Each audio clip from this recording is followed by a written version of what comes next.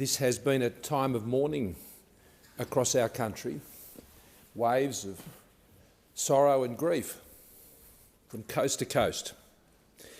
But it has also been a time of rich and fond remembrance. It has been a time of thanksgiving and gratitude for a remarkable life of service in Her Majesty. And as we've reflected, and as this House has reflected, and I acknowledge the many fine contributions of those in this House that have preceded mine and will follow mine, duty, dignity, dedication, service, strength and courage, compassion, grace, humility and love. Her Majesty was one who served when so many others may have sought to be served in such a role. She was a rock, she was a constant for the Commonwealth as Queen of Australia. But I think more than that, she was a rock and a constant in so many people's lives. She was something that didn't change in a world that changed every minute of every day. And from that, people found the strength and the fortitude to carry on in the worst of times and to celebrate in the best.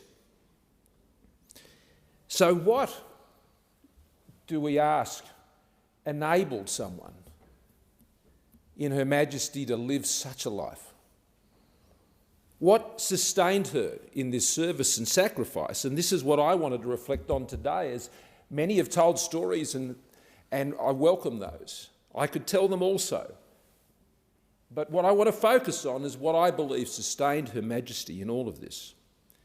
And she answered the question herself in her many Christmas messages, which I've taken the time to go back over and read.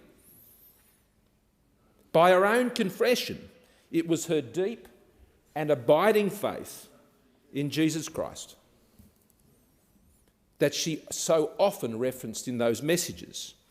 Most recently in 2014, she said, "For me, the life of Jesus Christ is an inspiration and an anchor in my own life." And in 2002, and the Leader of the Opposition made reference to this, in what was one of her most difficult years, having lost her mother and her sister. And she must have felt, apart from having Philip with her, so alone. She said this in her Christmas message: "I know just how much I rely on my own faith to guide me through the good times and the bad, and put my trust in God."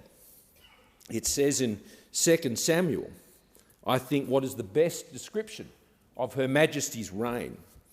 "She who rules righteously, who rules in the fear of God, is like the light of the morning as the sun rises, a morning without clouds, when the fresh grass springs out of the earth from sunshine after rain." That was a testimony to Her Majesty's reign. And so, as a grateful nation, we do give thanks. And so many from all of our constituencies right across the country have done that, as have mine in the electorate of Cook and the Sutherland Shire and St George area. Margaret Crowley says, thank you for being an irreplaceable constant in our lives.